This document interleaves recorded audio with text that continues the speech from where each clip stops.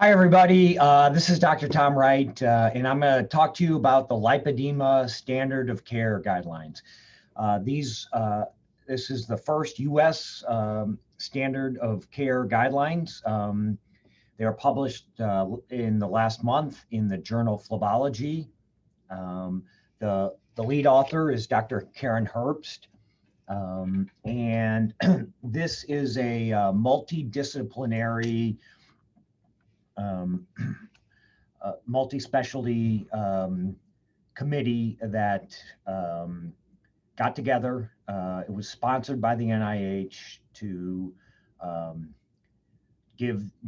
set forth the best practices to care for lipedema in the U.S. And I'm going to kind of go through. This is the actual article, and I'm going to go through some highlights on it, and hold tight. So what are standard of care guidelines? Well, they're formal guidelines that are accepted and generally accepted in the medical community. So all the literature, all the medical literature for lipedema, including previous standard of care guidelines from other countries. And so the US was kind of late to the show. There's been over half a dozen guidelines already published for different countries. And we go through all the medical literature in all the different disciplines. So in venous and lymphatic fields, in surgical, in plastic surgery, in vascular medicine, in physical medicine, all those, as well as for in occupational therapy, et cetera. All the interested specialties were involved in the creation of this document. So then, once this is created, it's adopted by clinicians, medical specialty groups, payers, and other stakeholders. And it's important because it helps when a document like this is created. It helps with policies for payers, policies for medical specialty groups. It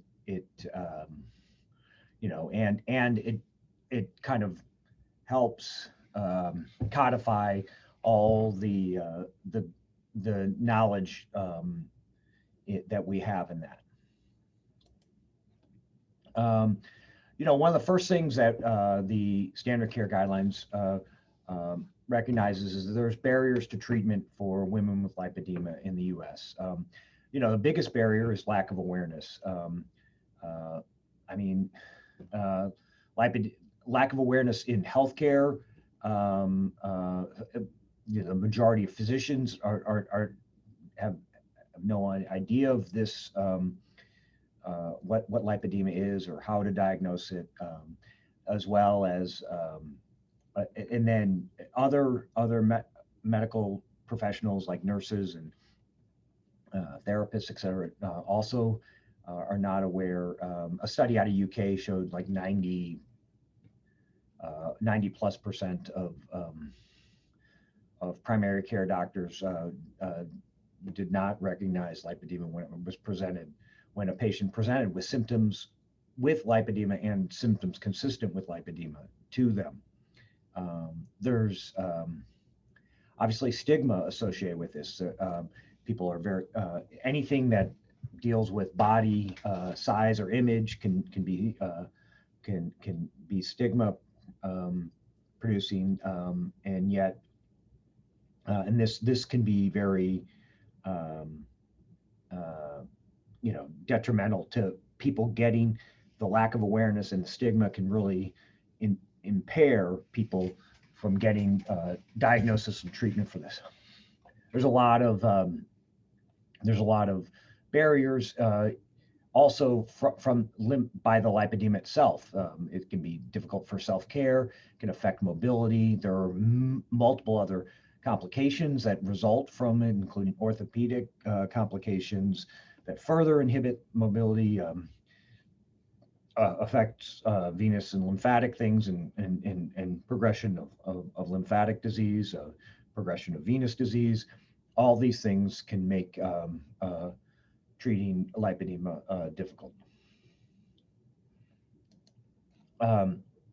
So the committee went through all the literature for the treatment, and currently there's no, we looked for the best. We looked first for the best, and there's no controlled blinded studies on medication treatment for lipedema, but there are some studies.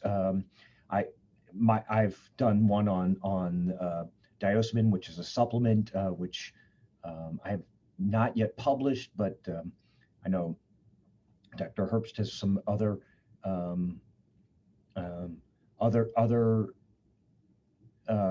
supplements and medications may be helpful for lipedema, but right now most of the medication treatment is the evidence for the effectiveness is not that great,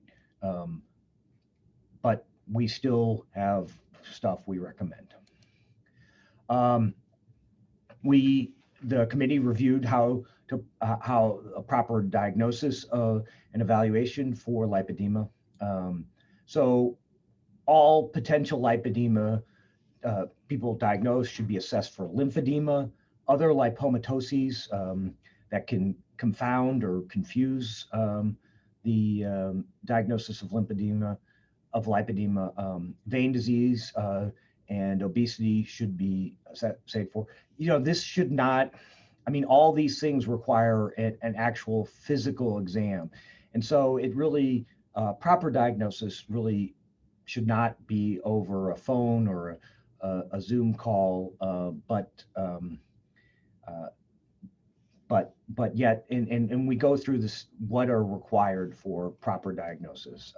Lipedema patients should be assessed for posture, gait, balance, strength, and joint hypermobility. So lipedema affects gait and posture, and these can lead to morbidities associated with it. Balance and strength, there's weakness in the thigh muscles are commonly seen, and that can aggravate the mobility restrictions.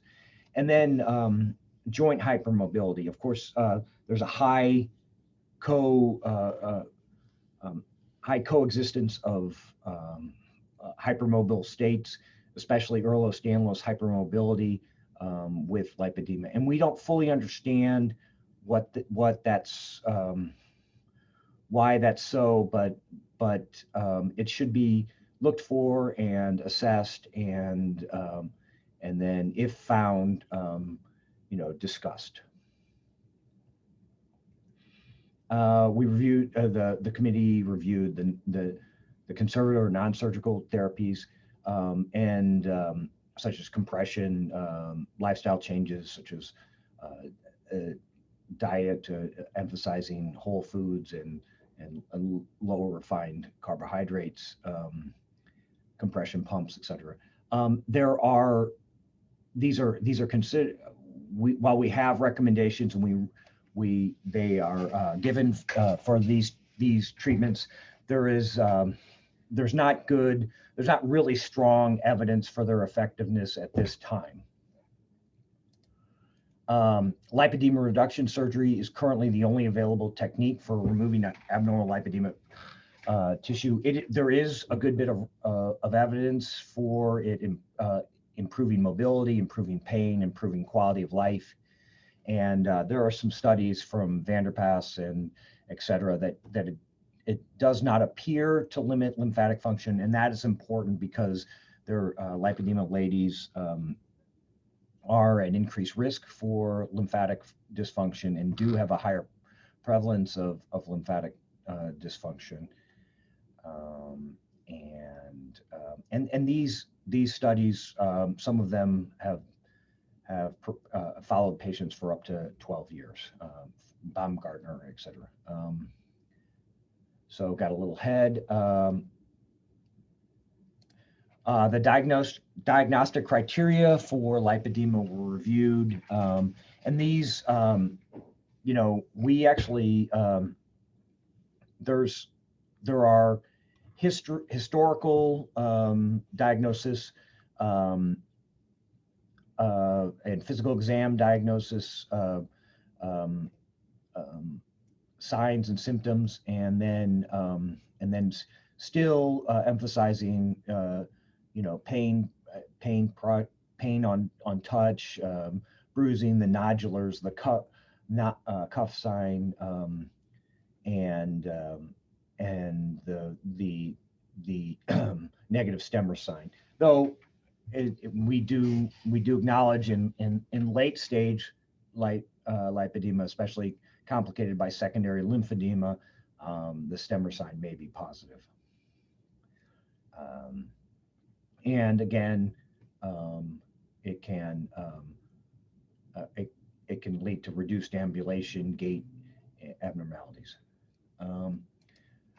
So the committee reviewed the data on the stages of lipedema, and we agree there are 3 stages of lipedema. That was how it was originally described. Some have tried to put a 4th stage. I'm going to go into this in a little more detail. What are the stages? Some authors have tried to put a 4th stage, but they're which is lipolymphedema, but we see lipolymphedema in stage 2 and 3, so that isn't logically consistent to have a 4th stage of lipolymphedema. And then there are the 5 types of lipedema, and those still are the hips and the hips and thighs, and then hips to ankles. That's type 3, and then type 4 just is on the arms, and type 5 is just on the calves. So this is a patient of mine who had stage 1 lipedema. So she has the excess tissue on her lower extremities with relative sparing of her trunk. She has the ankle cuffs that you can see here, but on palpation you can feel small spheroid nodules, but the skin surface is smooth, and this is what would define as stage 2 lipedema. This patient, again, another patient of mine with cuffs, clear type 3 lipedema in the lower extremities.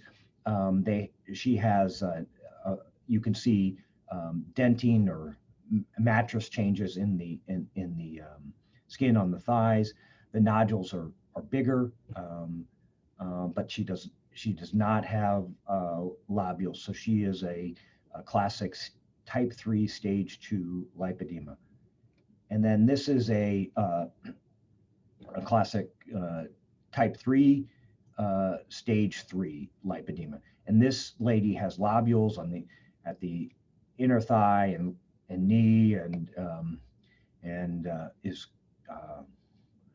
has also, she has some erythema, and the skin is hardened. She does also have some clear signs of secondary lymphedema, and so she is a more advanced. She's more advanced or most advanced stage of lipedema. So that concludes the highlights of the standard of care guidelines. I hope you have enjoyed this presentation. Hope it's been helpful, learned something, and then if you like this, please like and share this if you find this helpful or think it might be helpful to someone. Wishing you all the best of health. Signing off, Dr. Wright.